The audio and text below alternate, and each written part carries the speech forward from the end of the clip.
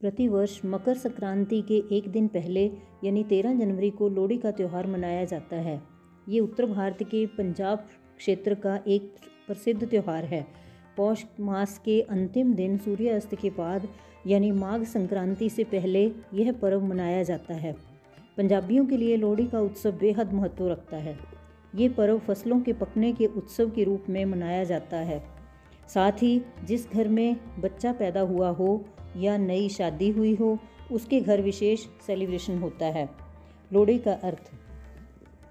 लोहड़ी शब्द में आने वाले तीनों अक्षरों का एक अलग अर्थ है जिनसे ये त्यौहार जुड़ा हुआ है। इसमें ल का अर्थ है लकड़ी, ओह का मतलब है गोहा यानी सूखे उपले और ड़ी का मतलब है रेवड़ी, जिनसे मिल बनता है लोहड़ी। ऐसे मनाते हैं लोहड़ी। लोहड़ी का पर्व अपने परिवार, रिश्तेदारों, पड़ोसियों और अपनों के साथ मिलकर मनाते हैं। रात के समय खुले आसमान के नीचे आग जलाई जाती है। इस जलती हुई लोहड़ी के चारों ओर लोग ढोल नगाड़ों के साथ परिक्रमा लगाते हुए दुल्ला भट्टी की कहानी बोलते हैं।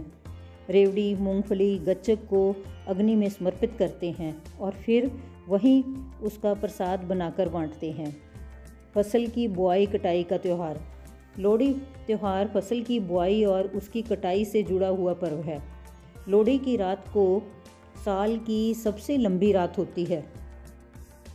इस त्यौहार से कई आस्थाएं भी जुड़ी हुई हैं। लोहड़ी पर अग्नि की पूजा से दुर्भाग्य दूर होते हैं। लोहड़ी पर क्यों जलाते हैं आग? लोहड़ी से जुड़ी पौराणिक कथाओं के अनुसार लोहड़ी के दिन अग्नि राजा दक्ष की पुत्री सती की याद में आग जलाई जाती है। एक बार राजा दक्ष ने यज्ञ करवाया और इसमें अपने दामाद शिव और पुत्री सती को आमंत्रित नहीं किया। इस बात से निराश होकर सती अपने पिता के पास आकर पूछा कि उन्हें और उनके पति को इस यज्ञ में निमंत्रण क्यों नहीं दिया गया। इस बात पर अहंकारी राजा दक्ष ने सती और भगवान शिव की बहुत निंदा की। इससे सती बहुत आहत हुई और क्रोधित होकर खूब रोई। उनसे अपने पति का अपमान देखा नहीं गया और उन्होंने उसी यज्ञ में खुद को भस्म कर लिया। और सती के मृत्यु का समाचार सुन खुद भगवान शिव ने वीरभद्र को उत्पन्न कर उसके द्वारा यज्ञ का विध्वंस करा दिया। तब से माता सती की याद में लोहड़ी को आग जलाने की परंपरा है। दुल्ला भट्टी के बिना अधूरा है लोहड़ी का त्यौहार। लोहड़ी के दिन कही जाने वाली दुल्ला भट्टी से जुड़ी एक प्रचलित लोक कथा है। इसका जिक्र लोहड़ी से जुड़े हर गीत में भी है। कहते हैं कि मुगल काल में बादशाह अकबर के समय में दुल्ला भट्टी नाम का एक युवक पंजाब में रहता था। उस समय कुछ व्यापारी सामान के बदले लड़कियों का सौदा कर देते थे। तभी दुल्ला भट्टी ने वहां पहुंचकर लड़कियों को व्यापारियों के चुंगल से मुक्त कराया। फिर इन लड़कियों को बचाकर इनकी शादी करवाई।